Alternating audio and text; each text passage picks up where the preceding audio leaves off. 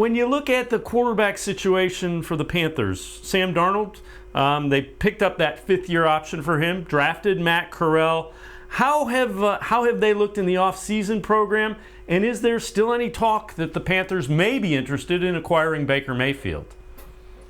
Well, I think there's always going to be talk. I mean, that's the nature of the NFL. That's the nature of the offseason in the NFL, is that there's always going to be talk about how can this Panthers team upgrade the quarterback room. And Baker's name continues to be thrown out there. Now, there's some things that are a little prohibitive about Mayfield coming to Carolina, namely his salary number. I mean, it's $18 million, and excuse me, I don't think the Panthers are really up for the challenge of taking that number and trying to fit it into their salary cap. So I think that right there is the biggest sticking point for the Panthers in terms of trying to acquire Mayfield.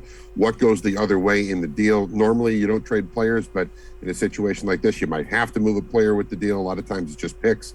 And so to me, the quarterback room right now, and I was actually going through some Ben McAdoo sound talking about this team and the offense, and it's a new offensive system. So everybody's learning this offensive system as they've gone through the OTAs, which just wrapped up, and with their mini camp. So I think that there's a lot of confidence that Sam Darnold can pick it up, and I think that because of the hurdles that would be in the way of acquiring another quarterback via trade, it makes it a tougher ask to try to. I'm not saying it's impossible, but I think it's just a bit tougher putt to try to pull off to make it all happen.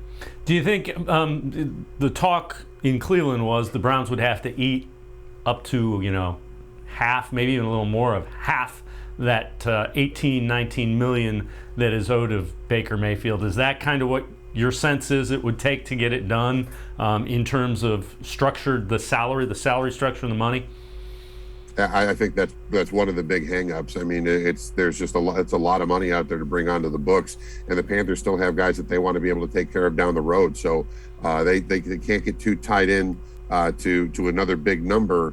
And I know Baker is responsible for the Browns' lone playoff win in a billion years, but there wasn't a whole lot of. I mean, if you look at some of the comments that were made by a certain wide receiver in Robbie Anderson, who's like, nah, I don't think I want this guy. I mean, you have that aspect of it too. Anderson said he was just defending the guy that's in his locker room right now, and it's nothing personal against Baker, but I mean, you've been around the game long enough. These guys that when they speak their mind with something like that, there's something there. So, I right now, I think that the Panthers, in my opinion, I think that the Panthers should just be standing pat.